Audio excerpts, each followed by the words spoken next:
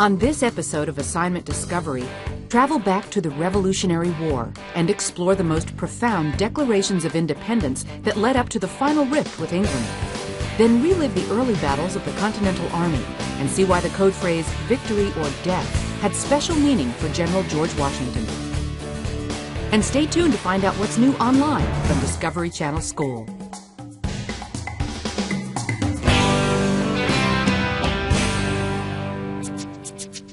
The following program is part of Cable in the Classroom, a service of the cable television industry and your local cable company.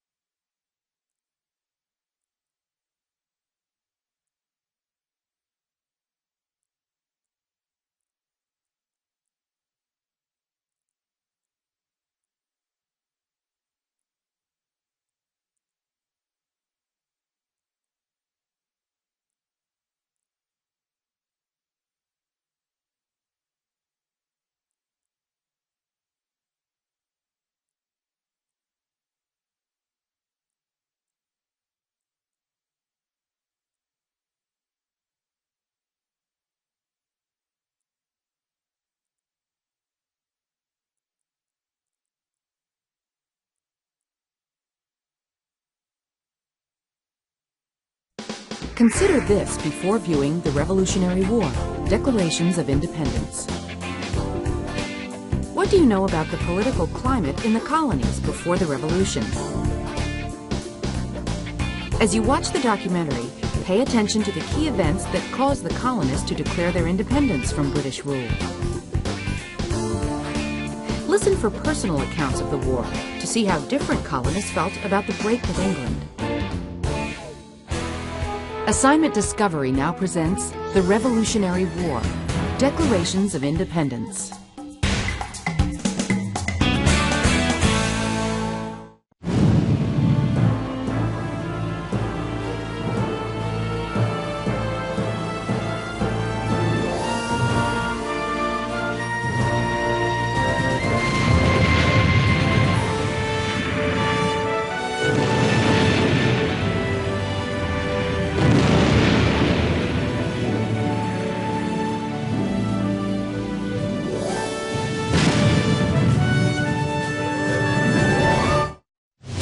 George Washington had not even learned of the battle at Bunker Hill when he set out from Philadelphia to take command of the rebel army outside Boston. All along his route, crowds came out to cheer the first American commander-in-chief. He looked every inch the general. In an age when riding was the highest form of athletics, Washington was perhaps the best horseman in the colonies. His uniforms had been expensively tailored to show his powerful physique to its best advantage. Understand, in an era when maybe the average male might have come in at around 5'8" and maybe about 145 or 150 pounds, George Washington was 6'3", 225. He could have played linebacker in the NFL. He understood how to use that commanding physical presence to provide the moral authority, and he worked almost all his life at enhancing that image. Washington's public image concealed the private fears he revealed in a letter to his brother. I am embarked on a wide ocean, boundless in its prospect, and from whence perhaps no safe harbor is to be found. I have been called upon by the colonies to take command of the Continental Army. I am thoroughly convinced that it requires greater abilities than I am master of.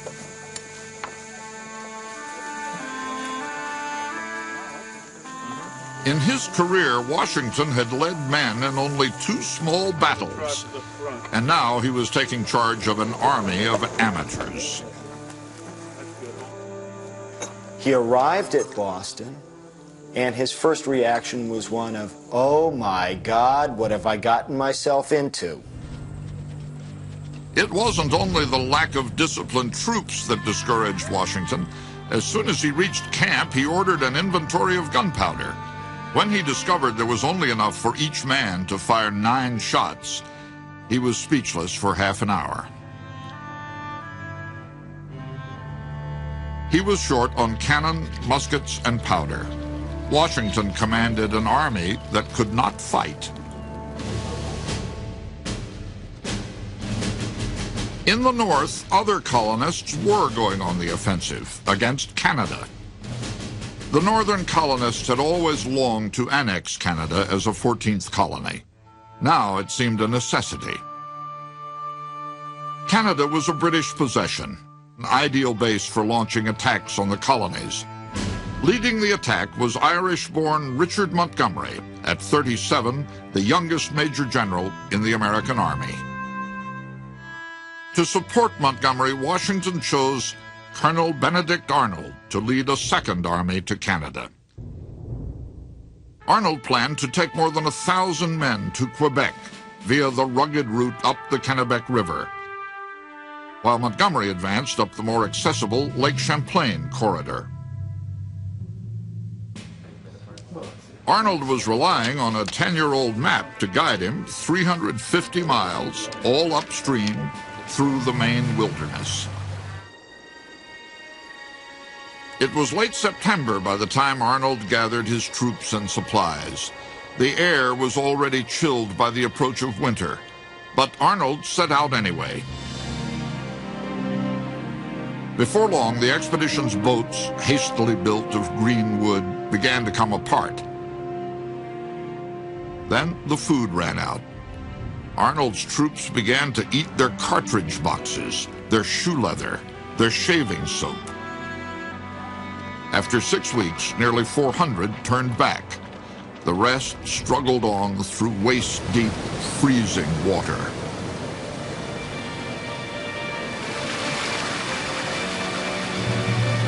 Many of the company were so weak that they could hardly stand. When we attempted to march, they reeled about like drunken men, having now been without provisions 5 days. I passed many sitting wholly drowned in sorrow. My heart was ready to burst, and my eyes to overflow with tears, when I witnessed distress which I could not relieve. Private Abner Stocking. On November 9th, 8 weeks after the expedition set out, the survivors finally saw their target. Quebec was the most heavily fortified stronghold in North America. Though he was outnumbered 2 to 1, Arnold demanded the city's surrender.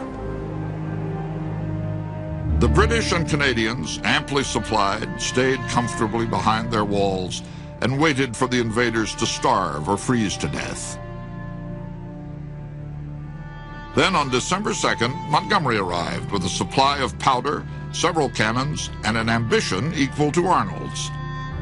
In spite of the odds against them, the two commanders decided to attack under cover of the next snowstorm. The freezing days dragged on.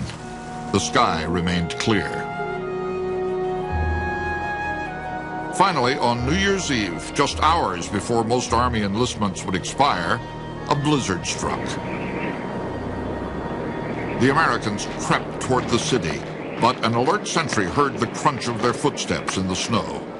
Arnold and Montgomery charged into a hornet's nest.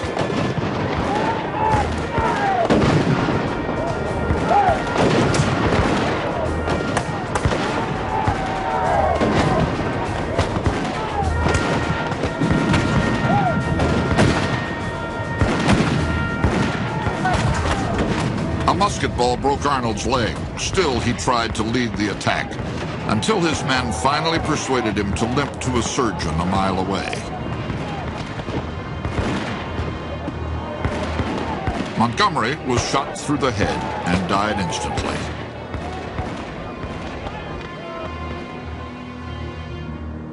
His widow, Janet, would live another 52 years and never remarry.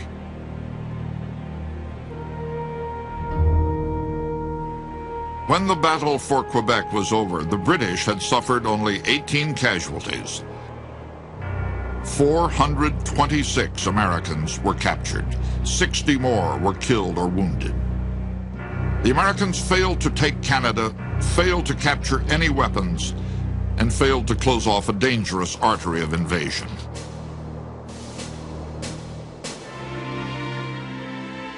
The sun never shined on a cause of greater worth. 'Tis not the concern of a day, a year, or an age.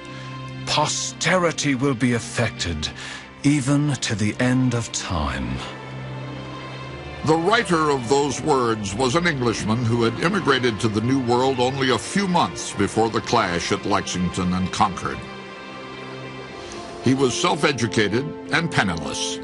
At age 38, Thomas Paine had been a tutor, tobacconist, grocer, and corset maker, and he had failed at everything except troublemaking.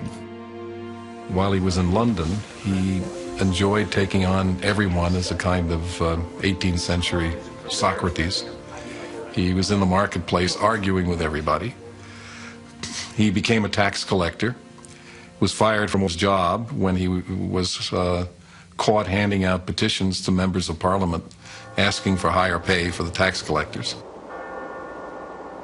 In London, Paine's appeals on behalf of underpaid civil servants caught the attention of Benjamin Franklin, who was there as an agent for several colonies. After meeting Paine, Franklin recommended him as an ingenious, worthy young man and sponsored his immigration to America. Once in Philadelphia, Paine began to write a pamphlet promoting the radical idea of American independence.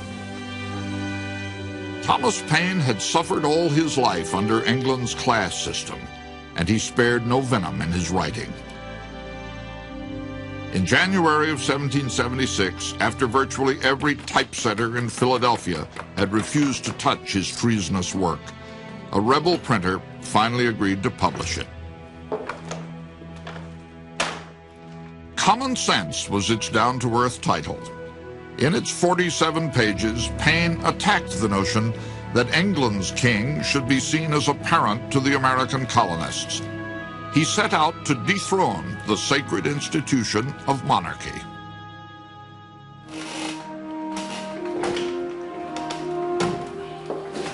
When it came out, Common Sense sold 120,000 copies in the first 3 months. And over the course of several years, it sold 500,000 copies.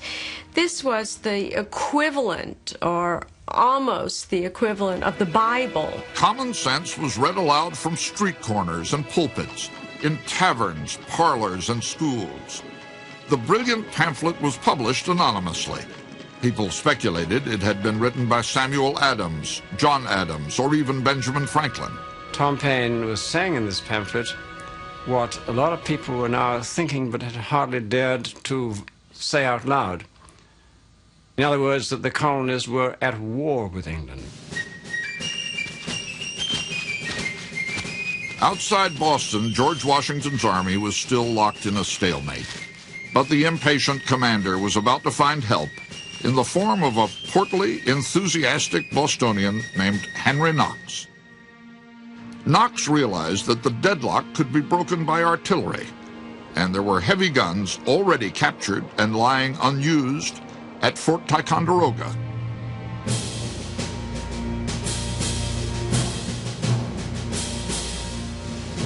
We sometimes think of Henry Knox as being a rather old man from the paintings that exist, but in fact, Knox was only 25 years old when the war broke out and he became commander of Washington's artillery. Knox had no military experience. In fact, he had been a bookseller in Boston and was probably the best-read American on the art of artillery warfare in the 18th century.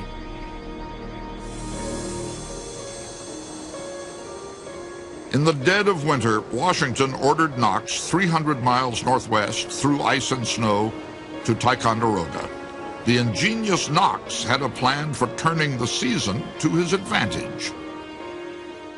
Dragging heavy artillery, especially without very unique types of gun carriages constructed for it to move it, is a very hard thing over the very poor frontier area roads. But if you go in winter, you can put them on sleds and drag them across the snow. In December, Knox left Ticonderoga with 59 cannons and mortars, 120,000 pounds of equipment. He wrote to Washington that he hoped to present a noble train of artillery in 16 or 17 days. 6 weeks later, Knox arrived with his noble train. Washington chose Dorchester Heights, overlooking both Boston and its harbor, to mount his cannon. But first, he had to fortify the heights, and the ground was frozen.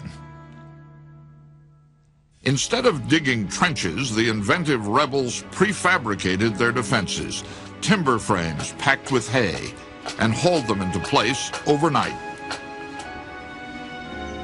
By dawn on March 5, 1776, the anniversary of the Boston Massacre, Dorchester Heights was bristling with guns. General Howe thought it would have taken his army 3 months to build the same earthwork. In point of fact, as soon as Washington mounts the heavy guns, Boston is untenable and Howe has to evacuate. And it's because the heavy guns can sink the ships, and without the ships, Boston can't be defended by the British. Howe had been outmaneuvered. He sent a message to Washington. If the Americans would let him evacuate Boston in peace, he would not burn the city. Washington held his fire. He had no choice. He had the guns to shell Boston, but not the gunpowder. His entire fortification was a masterful bluff. After nearly a year of war, the Americans still had not declared their independence from Great Britain. By John Adams' reckoning, only 1/3 of the colonists were for the rebellion. Another third were against it, and the remaining third were indifferent. The image that the American Revolution was a spontaneous mass uprising of united souls who possibly from birth yearned to be an independent nation is not at all true. Far fewer people were willing to break with the king. Some didn't really feel that the revolution was merited. Even within Congress, meeting at the Pennsylvania State House, some delegates still argued for mending the rift with England. But soon, the radicals pushing for independence would get an unexpected boost from King George himself. In January of 1776, ships arrived from England carrying the past year's news.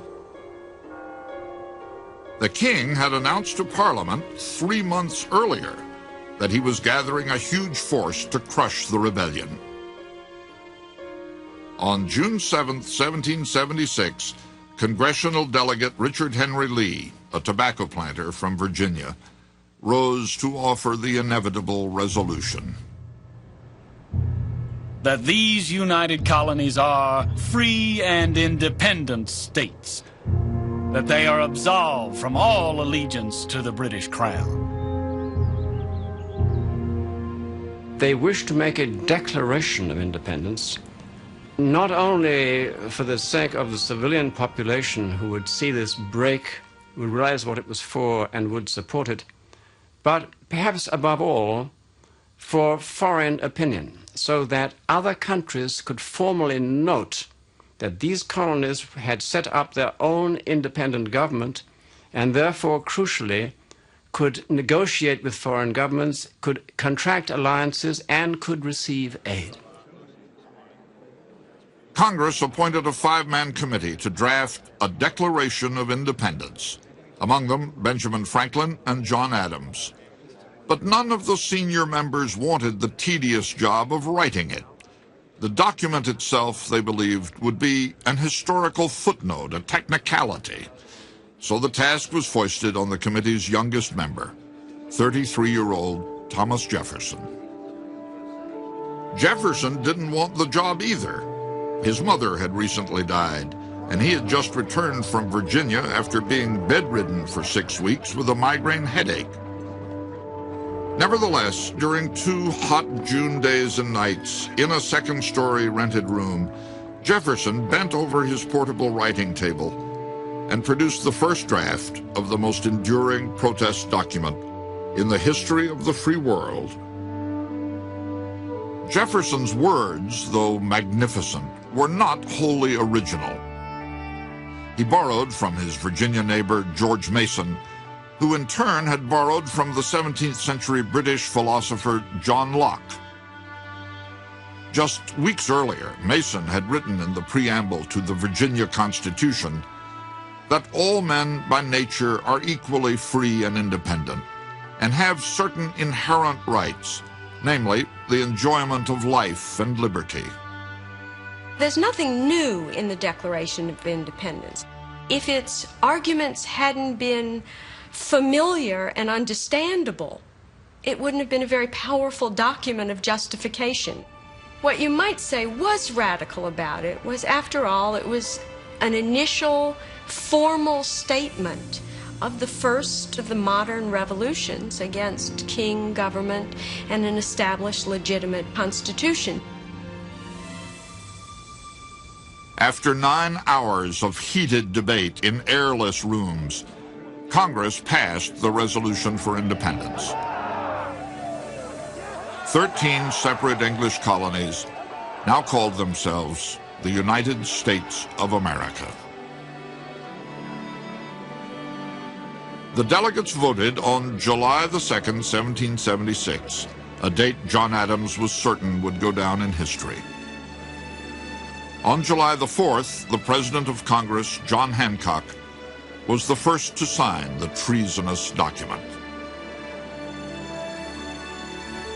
In just 79 words, Jefferson defined the ideals of the newborn nation. We hold these truths to be self-evident, that all men are created equal, that they are endowed by their Creator with certain unalienable rights, that among these are life, liberty, and the pursuit of happiness, that to secure these rights, governments are instituted among men, deriving their just powers from the consent of the governed, that whenever any form of government becomes destructive of these ends, it is the right of the people to alter or to abolish it.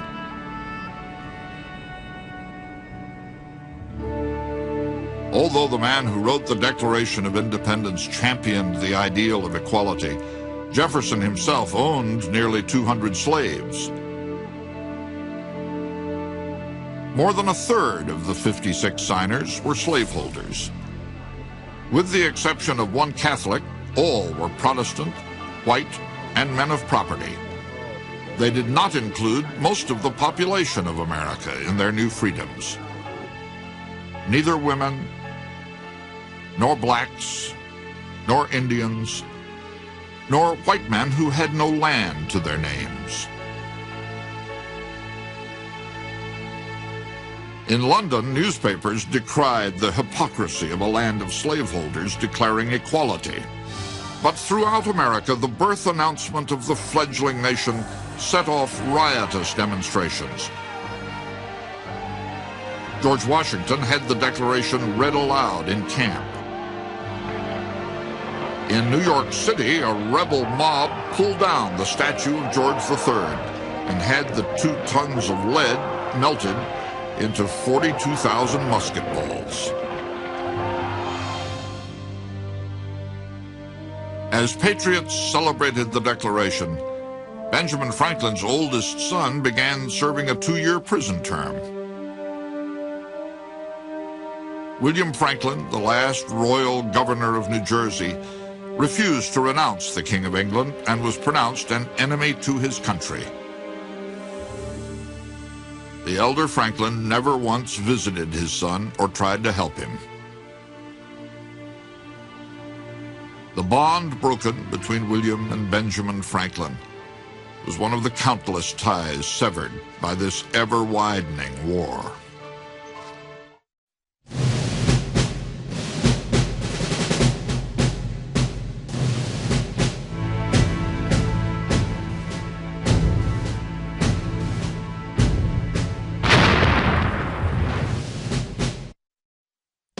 Now that you've seen the Revolutionary War, Declarations of Independence, talk about this.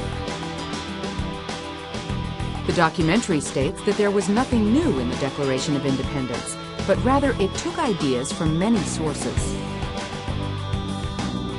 Discuss what the purpose of this document was and what made it so remarkable. Now try this. The documentary showed how Thomas Paine's pamphlet Common Sense incited colonists to rebel. Choose a problem in your community and write your own pamphlet in the manner of common sense to encourage people to act. To learn more, Assignment Discovery suggests American Scripture, Making the Declaration of Independence by Pauline Maier. Log on to discoveryschool.com for curriculum materials and resources to support the Revolutionary War. Declarations of Independence.